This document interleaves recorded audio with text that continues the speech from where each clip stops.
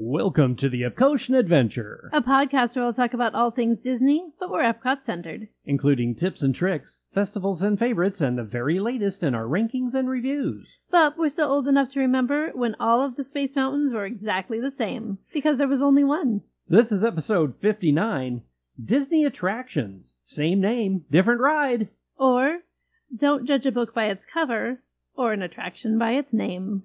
So now, please remain seated, keeping your hands, arms, feet, and legs inside the podcast as we embark on our Epcotian adventure.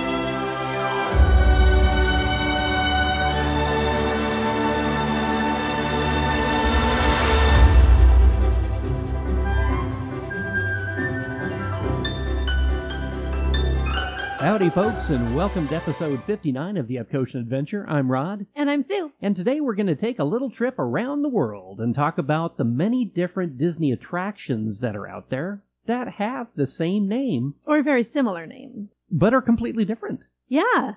So, we're hoping that this is going to be sort of an interesting trivia sort of thing. But also, if you are planning a trip overseas to one of the other parks, this could be super helpful to help you not miss something that you think you've already seen. So, as our beloved Shakespeare once said, a rose by any other name, you know the rest. It's not always the case. So we're going to tell you, even though it has the same name, it may be a completely different experience that you don't want to miss. Yeah, there's a bunch of differences out there for these. We had a lot of fun actually putting this one together and kind of racking our brain and doing a little research on each of these attractions. Most of these we've been on. There are a couple that we'll mention that we have not, but we know people who worked on a few of these. So. And as a blanket statement, those attractions, we have not been to Hong Kong or Shanghai yet. So any of those ones, we are going strictly off of research and stories that we have heard firsthand. So let's go ahead and jump on in and get wet with Pirates of the Caribbean. This is near and dear to my heart because my first attraction at Disneyland as a cast member was Pirates of the Caribbean. Way back. I'm not even going to say what year. 87. Yeah, I'm old. In the 1900s. Ooh. Disneyland Pirates of the Caribbean was the original. It opened in 1967 and was the last attraction that Walt actually oversaw the construction of. And Pirates has been duplicated at 4 other parks. Magic Kingdom opened in 73 and is referred to by a lot of people as Pirates Light. Yes. It only has 1 drop, and it's itty-bitty compared to the 2 at Disneyland, really. And everything's just sort of more compact. Yeah. It's just sort of, everything's there. It's just sort of a little more, I don't know. Yeah. It's Pirates Light. The whole experience just feels shorter, in my opinion. Disneyland has a restaurant at the beginning called the Blue Bayou that you can see from the attraction, and coincidentally you can see the attraction from the restaurant. Isn't that weird? No way. Yeah, who knew? Disneyland Paris has a Pirates of the Caribbean, and it actually is, I think, maybe my favorite one. It is mine as well, and also has a restaurant. Yeah, Captain Jack's. Oh, we've eaten there a couple times, and it is fantastic. We love it, especially when you get seated right by the water there. Oh, so good. Yeah, much and like get the Blue Bayou. Couscous. Don't skip out on the couscous. Yeah. So good. I dream of that stuff. Disneyland Paris is, unlike the other Pirates rides, starts out with the lift at the very beginning of the ride.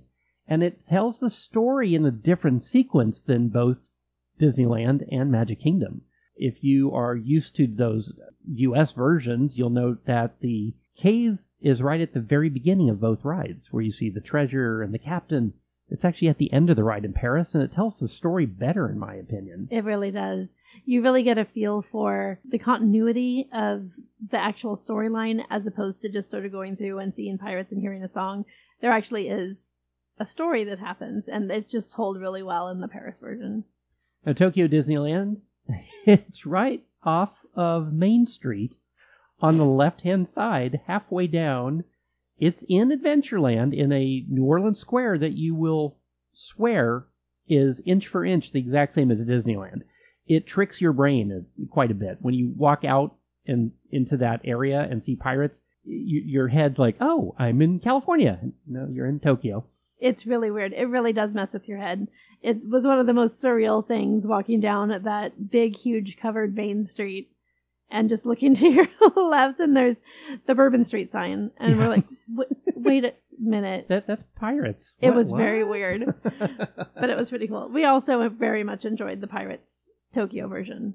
Everything was working correctly. Everything that seemed to be a trend in Tokyo. Everything works properly. Yeah, weird. Yeah, so that was nice. Yeah, and then Shanghai Disneyland, of course, has the newest version of Pirates, and it's unlike the other four.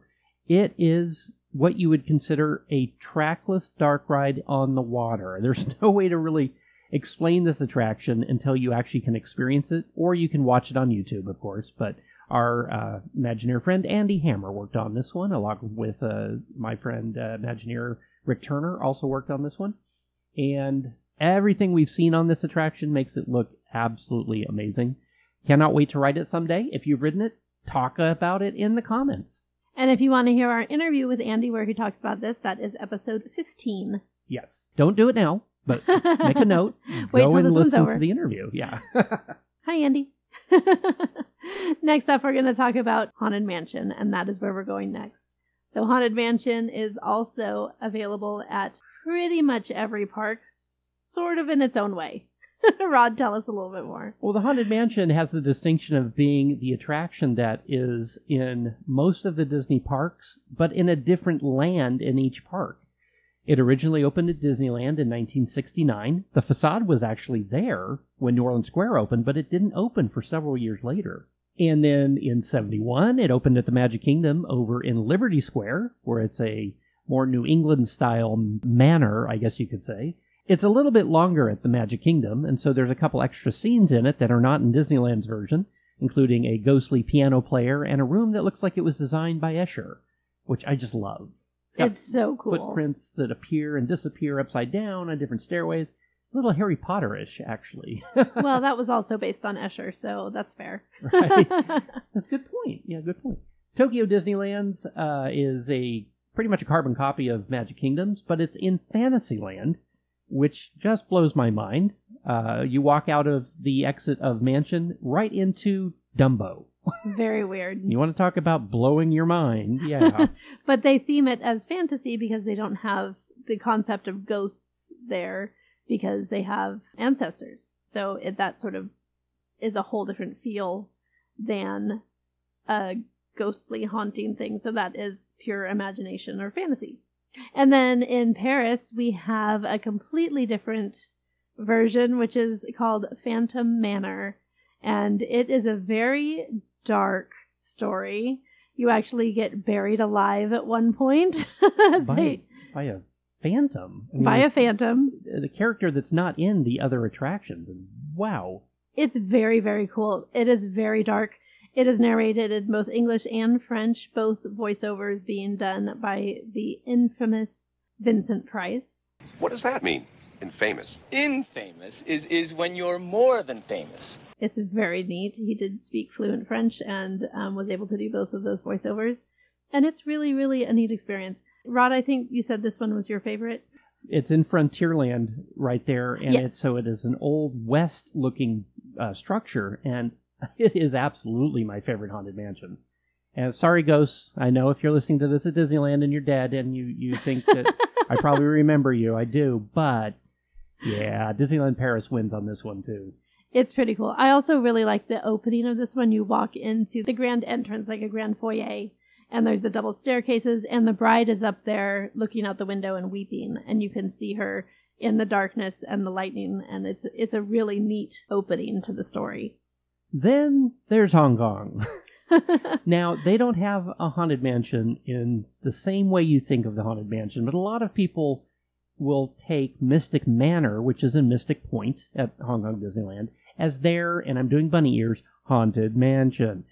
It's really not, but a lot of people think of it that way because it's in a big house, and you walk into it, and beyond that, it's nothing like the Haunted Mansion. Well, odd things happen, like True. Unexplained supernatural things start happening.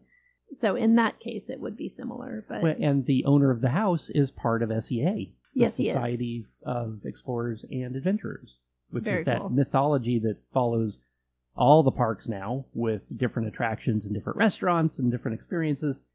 We did say we were Love going to do an episode on that. We still need to do that. We should. That's right. That's what we never did. That's right. We need to do that. Yes. Adding it to the list. There we go. The next attraction we're going to talk about is Big Thunder Mountain Railroad. Well, Big Thunder Mountain really is a very similar experience at the 4 parks that it exists in. This is the first one on the list where if you were to just look at the facade, you're going to think, I've done that. I could skip it. But And you haven't. You haven't. So, yes, this one started at Disneyland. What year did that start? 1979. 1979. I remember it like in my head. It was a big moment because this was my chance to do a grown-up coaster. So that was a really big deal to my 5-year-old little brain. It then opened at Magic Kingdom in 1980 over in Frontierland as a pretty much mirror image of Disneyland's, but it has a few things that are different. The station is down in a cave as opposed to outside. And you don't have the dynamite eating goat. That is true. That is true. Tokyo has one as well. It's pretty much a carbon copy of Magic Kingdom's. And then you have Disneyland Paris yet again. Winning the race. How? Every time. Theirs is actually in Frontierland, as it should be, but it is out on an island. And at one point you actually do go under the river. It's very cool. It feels, I don't know if this is true, but it feels like a faster ride than the others. Maybe that's just the way the track is laid out. No, it is actually the fastest since because of the long drop at the very end of the attraction to get back to the mainland side. It is the fastest of the 4 Thunder Mountains. It has some kick to it. It is so much fun. It is by far my favorite of the Thunder Mountains and not to be skipped. Definitely. So the next one we're going to talk about is Space Mountain. Unlike the other ones, this one didn't start at Disneyland. It actually opened at Magic Kingdom in 1975. And it's kind of more related to the Matterhorn at Disneyland than all of the other Space Mountains. It's still in a big building. It's still in space, but you'd swear you're riding a bobsled. Well, they are one behind the other as opposed to sitting side by side like you do at Disneyland.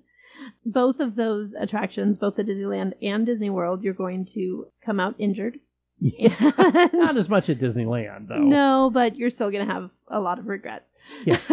Magic Kingdom's track has been completely replaced over the years, and it still feels rickety to me. Yeah. I don't know why that one didn't get a completely new version, and maybe it will now that Tron is open. Maybe Space Mountain will get a brand new track for its 50th year or something. That would be cool. I would love to see that. And don't get us wrong. We love Space Mountain. Space Mountain is near and dear to both of our hearts. We've grown up riding both versions and love it dearly. But it's rough. It's just rough. Yeah. Disneyland's opened in 1977 as a side-by-side, more traditional roller coaster. Magic Kingdom's, by the way, was the first of the electronically monitored roller coasters. So the block zones are computer controlled, and that was a big deal in the 70s. The Matterhorn does have that, but the block zones were basically just solenoids that would click on and off. And it was, not as not as good until it got its big rehab back in the 70s as well. Tokyo Disneyland and Hong Kong Disneyland's versions are exact copies of Disneyland's with the side-by-side seating, and again, a little bit smoother in my opinion. And then there's Paris. One more time. Man, is Paris good. Paris is winning again. There, it's in Discoveryland, and it's a Jules Verne theme, and actually recently it's been Star Wars, but yes. Originally it was a flight to the moon kind of a theme, where you launched up the outside of the mountain into the inside through a giant cannon. It's so cool. It actually does have a launch, and it actually does go upside down. It's the only Space Mountain to go upside down. And it was really fun with the Star Wars overlay. But even without it, I think it's the far superior of the Space Mountains. It is amazing. And it is a little rough. Yes. Vekoma built the track. And if you've been on older Vekoma rides, they don't age well. There is a shoulder harness, and do take your earrings off. You will leave with a headache. Well, no, they've replaced the trains, remember, with the new ones with the vest restraint now. Oh, that's right. Much better. The first time you rode it. Yes, without and I me, left with a headache. Yeah. Ever since they put in the newer Vekoma trains, it has a vest restraint that comes down over your shoulders. Like the Eagle coaster at Dollywood. Yes. Love those. So much more comfortable. And yes, I still stand by the fact that you want to take your earrings off. Still probably a good idea. Tokyo Disneyland closes for good, though, on July 31st of 24, and reopens as a brand new experience in a brand new mountain in 2027, and I cannot wait. And we don't have a whole lot of hints about this one yet. We've been keeping an eye out. I'm hoping maybe D23 they might reveal at least a little bit of hints. That would be nice. Would be nice, but yeah, it's getting completely demolished. It's getting moved in the land back a little bit. They've already started building the new mountain. Oh my gosh, really? Yeah. That's so cool. So yeah, it is going to be something brand new, and I'm excited. Tokyo Disney tends to get all the best toys because it's not owned by Disney, so there's not really a budget per se because it's owned by the Oriental Land Company. Next up, we are also going to stay in Tokyo because we are going to explore Monsters, Inc. Monsters, Inc. is unique in that it's in 3 different parks, the Disney California Adventure, Magic Kingdom, and Tokyo Disneyland. But yet, it's not the same anywhere. So since we're already in Tokyo, let's start with that one because it's my favorite. So that one is Monsters, Inc. Ride and Seek. And it is sort of like Buzz Lightyear in that you're seeking targets, but you're doing it with a flashlight, not a gun. So you're finding the monsters, you're finding all the logos, and when you shine your flashlight on a logo, a monster pops out. And it's so cute. It's just adorable. And I didn't even know that Sully and Mike could speak Japanese, so very impressed. It was very, very fun. Yeah, California Adventure over in Disneyland Resort is Monsters, Inc. Mike and Sully to the Rescue, which is a more traditional dark ride that was built off the guts of an original dark ride there called Superstar Limo. Oh, I don't even like saying those words. It's like Voldemort. It's the ride we do not mention. Can I be the first to say, ew? And honestly, I think that's where Mike and Sully to the Rescue got its name because it rescued that ride. It really did. From being Superstar Limo. Because that, if you know any Disney lore, you probably have heard that ride was absolutely horrendous and needed to be burnt to the ground. So Mike and Sully actually did rescue that ride by making it into a very cute dark ride. And it's the first Disney dark ride to have the feature of going through a bathroom. Yeah. Never really, well, I don't know where that came from. Anyway, but it's just the weird. Cutest scene in the whole movie. Yeah, it but had to be in there. You hear Boo tinkling. But you hear her singing as she does it. It's very cute. And at Magic Kingdom, you're probably familiar with, in Tomorrowland, Monsters, Inc. Laugh Floor. Not even a ride. It's a show that's kind of like the same technology as you would see with Crush, where the monsters come in and tell jokes and get some weird guy in a shirt and shorts to dance. And yes, that was me that one time. I do apologize if you saw me. What are you doing? Dance off, bro. Me and you. It was pretty great. Yeah, it was scary. I thought it was Monsters, Inc. It's supposed to be scary. So 3 whole different concepts, but they're all Monsters, Inc. I love that. So those are definitely ones where if you've seen one, you have not seen them all. The next one is the world-famous Jungle Cruise, and yes, I was a skipper. I'm sorry, I am a skipper, because once a skipper, always a skipper, at Disneyland. Magic Kingdom has one that has pretty much the same, where you go through on a boat, and the skippers tell bad jokes, or what would be known today as dad jokes, like the backside of water, and the elephants have their trunks on, and yeah, you get the idea. You got the Jeep to turn over. Right. Magic Kingdoms has a interior portion where you go through a temple, and I love so that part. does Tokyo. Yeah, I love it. The Bengal tiger in there with the glowing eyes. And the great big snake, the big cobra. We did do this when we were in Tokyo, and yes, the jokes are in Japanese, and yes, we enjoyed it anyway. Yeah, so you could still tell what the joke was based on the skit, though. Basically, what where section you were, you and were the in. delivery of it was still the same. It was really interesting, really fun. And again, there's so much more animated as cast members at Tokyo, so the cast members on Jungle are amazing, of course. And our skipper was great. She was adorable. She was going all in on those jokes. Then there's Hong Kong Disneyland. Hong Kong Disneyland has the distinction of being the only one that goes around the island. So it would be like the equivalent of Tom Sawyer Island at Magic Kingdom or Disneyland. And from what I've heard, and I actually did some writing, technical writing for the attractions at Hong Kong before it opened. And so I kind of have an idea of what it looks like. And then from videos I've seen, it starts out in a very wide river and then starts to go through the scenes that are more traditional. So you have the elephants, you have the overturned Jeep, you have a giant rock face with water and steam. Okay, it does have something different. This one has a very different ending to it. It actually has a finale with a large rock face with steam and fire and water shoot out of everywhere. I don't really understand what it is supposed to be. I'm assuming it's a god of some sort that gets angered, but... All the celebrating. All the celebrating, of course, yes. I'm going to have to get out there and see it, I guess, to really catch on what the storyline is. One of these days. Now, you were telling me earlier that there's another distinction that Hong Kong has that the other ones did not, because we ended up seeing the Tokyo version in Japanese, because that's what was offered. But you were saying in Hong Kong, it's a little different. In Hong Kong, when it first opened, you could choose between 3 different languages. So there were 3 separate queues that you could wait in. An English, a Cantonese, and I believe it's called Putonghua, if I'm saying that correctly, the people's language. Now, in today's world, this has been several years ago, so I don't know if that is still offered that way, but you did have the option of doing it in English or a Chinese dialect. That's so cool. And I thought that was just amazing, actually, yeah. I've seen video currently of it, and I think it may be down to maybe just 2 lines, but again, if you are more aware of this, put it down in the comments. Would love to know if you've been on that version of the Jungle Cruise.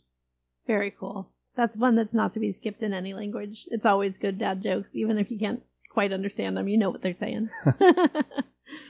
Next up, we're going to go over to Fantasyland, which I believe is true for all of these. I do believe. as I question this. But we're going to go to Snow White, the original Disney princess. She is represented in, originally was Disneyland. Disneyland. And that was an opening day attraction. Mm-hmm, Snow White and Her Adventures.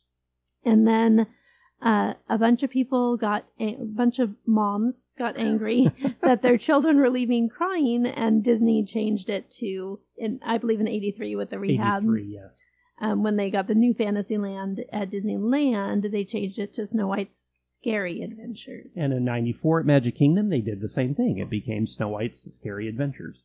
Disneyland Tokyo still has it as Snow White's Adventures. So maybe it's not so scary? I don't know. Maybe not. Or maybe they're just better with scary over there.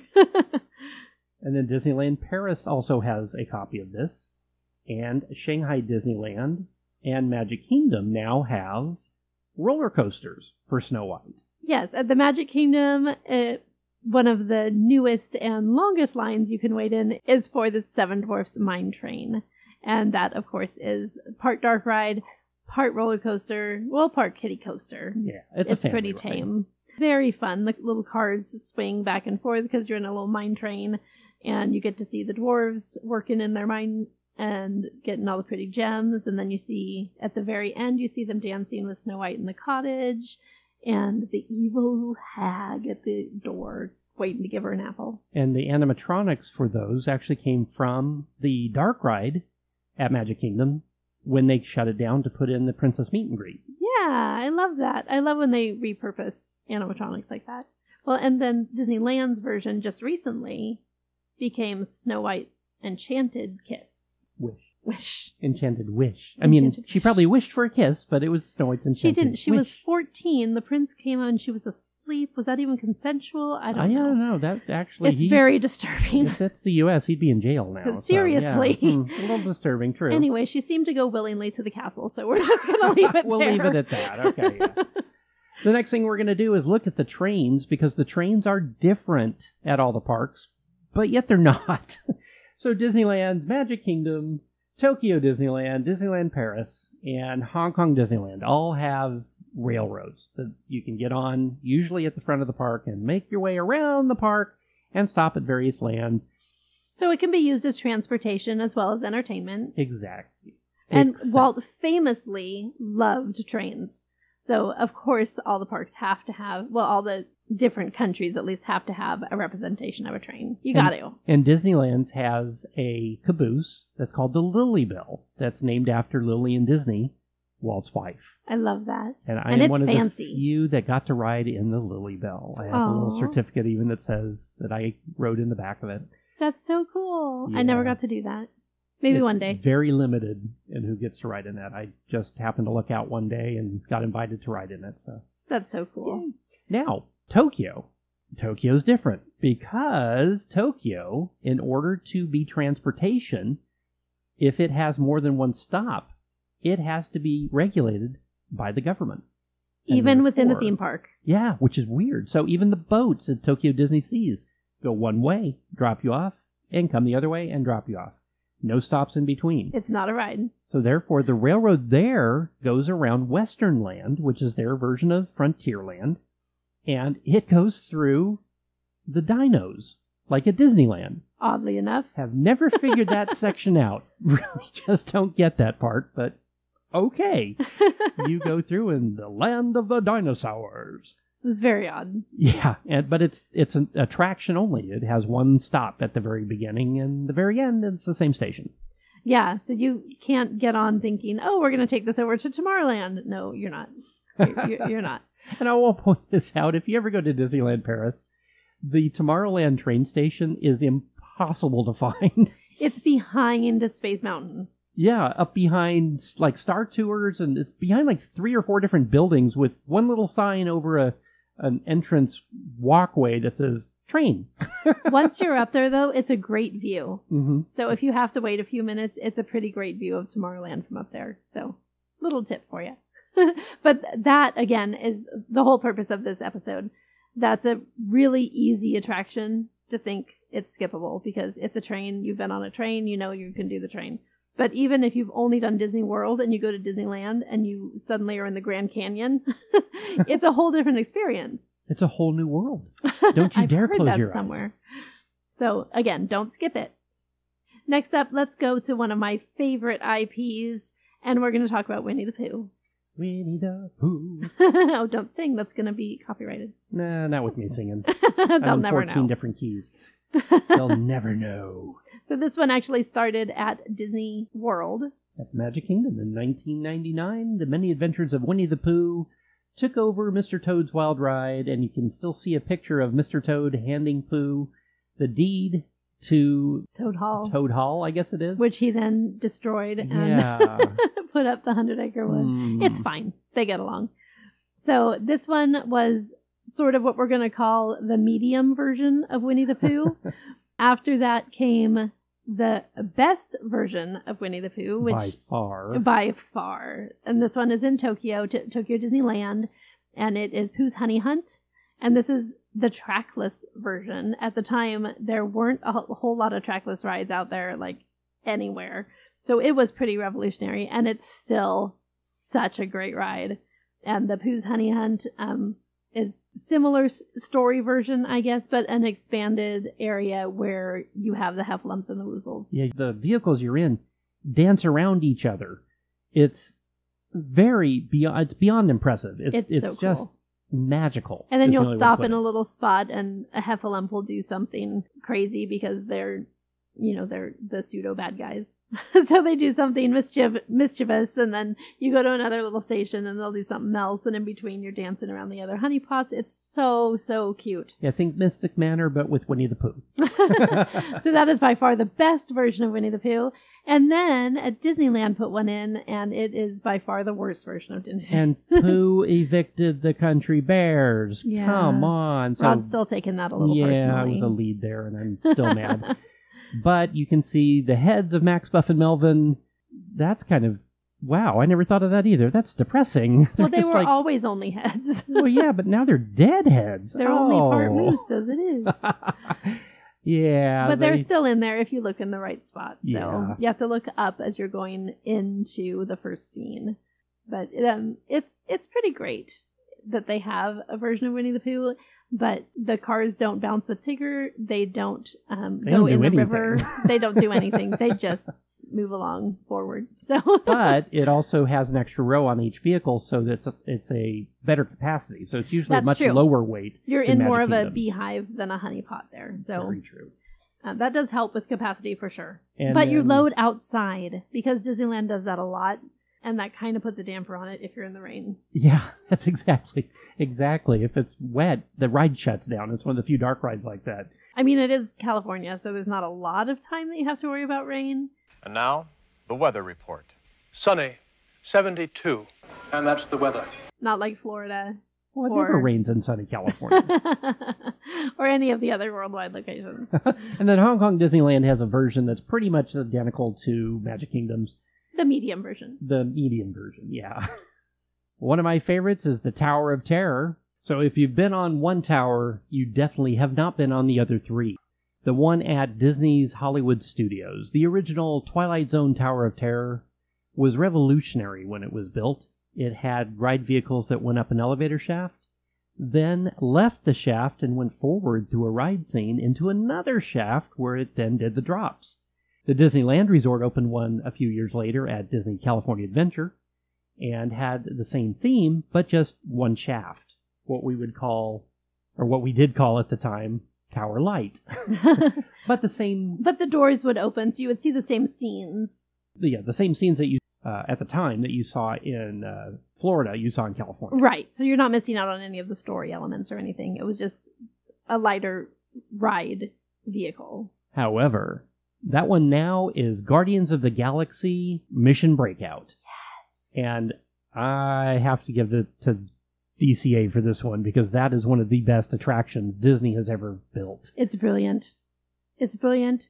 It makes me laugh from beginning to end. You get to show Rocket your little hands so you can get through the doors. It's brilliant. And here's 70s music when you're going up and down and dropping and, yeah, oh my heavens, it's so much fun. When you hear the mountain is high and it goes up and the valley is low and you drop down, I mean, I just love that attraction. So that is the second version of Tower.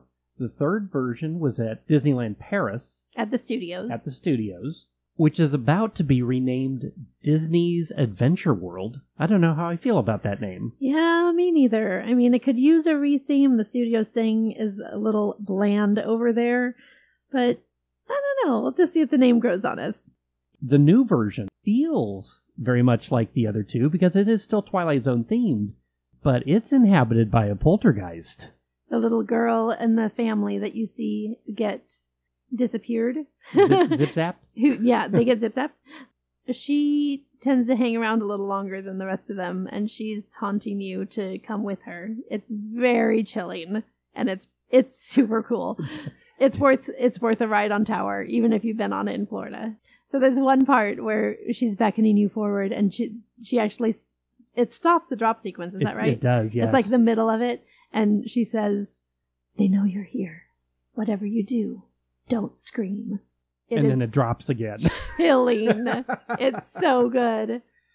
And not to be outdone, Tokyo opened one a few years later at Tokyo Disney Seas, but it's the High Tower Hotel, and it's owned by a member of SEA named, of course, Mr. Hotel. Oh, sorry. Well, Jungle Cruise there. That was Mr. good. Hightower.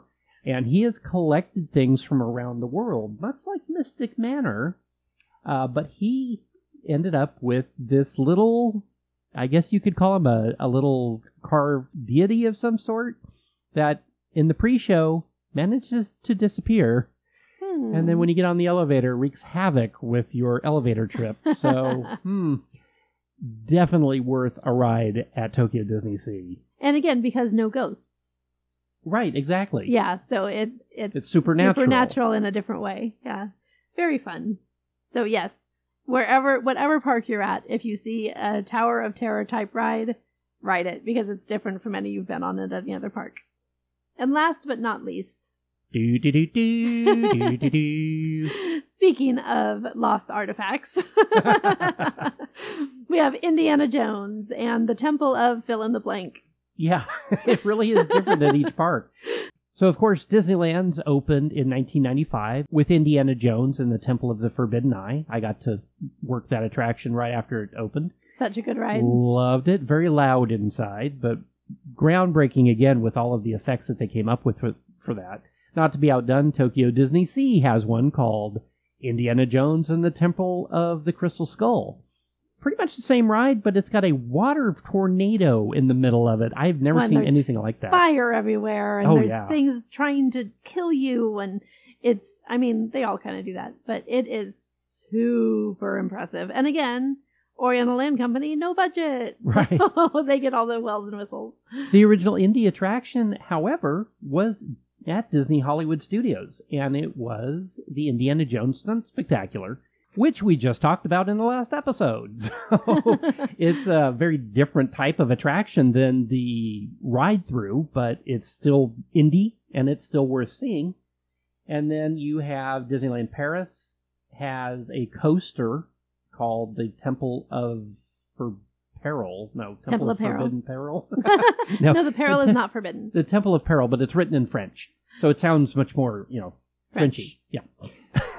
A really compact loop coaster. It's the same as Raging Spirits at Tokyo Disney Seas. And Not a then- fan. Yeah. Coming soon. Ha ha ha ha. If rumors are correct, it will soon be replacing Dinosaur at Disney's Animal Kingdom in Dinoland, and we cannot wait. And we're hoping for a new unique theme for that one. So we have Temple of the Forbidden Eye, Temple of Peril, Temple of the Crystal Skull. What will Disney dream up next? We're about to find out. I'm so excited. I know there's a lot of dinosaur fans out there. Totally get it.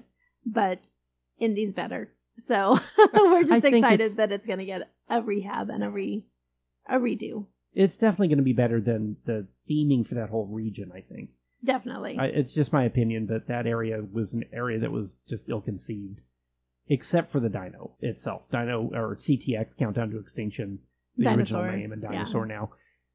They're a beautiful attraction inside when everything works. And it's Even then, been a just, while. I know this is going to make me sound so old, but just turn the volume down a little bit. Yeah, it's too loud. Well, folks, that is the differences between many of the attractions you're familiar with around the world, but with the same name. Yes. So if you do have plans to visit one of these international parks, or even just Florida to Disneyland, Land to World, they're not all skippable just because they have the same name. So just keep that in mind. And we didn't hit all of them. There are other rides that have differences as well. Oh, It's a Small World, Star Tours. Casey Jr. Yeah. Like there are other ones that have differences that are worth a ride. These are just the main ones, I feel like. Well, and the ones that had the most major differences, I think. Yes. Yeah. Agreed. Before we go, we'd like to give a big thank you to our social media coordinator, Riley Piper, audio engineers Joey Humphrey and Paul Trett, logo designer Evan Piper, and our theme music composer Jason Patrick Rowan, whose music is licensed to Pond 5. And of course, thank you, Phoenician. Thank you, Phoenicians. And don't forget to rate, review, like, and subscribe. It really does help other people find us. You can find us on social media on Instagram, Facebook, and YouTube, and wherever you listen to podcasts. The Epcotian Adventure is a $1,000 brunch production and a proud gold member of D23. Thanks for joining us today for episode 59 of the Epcotian Adventure. I'm Rod, And I'm Sue. and we'll see you in line. Bye.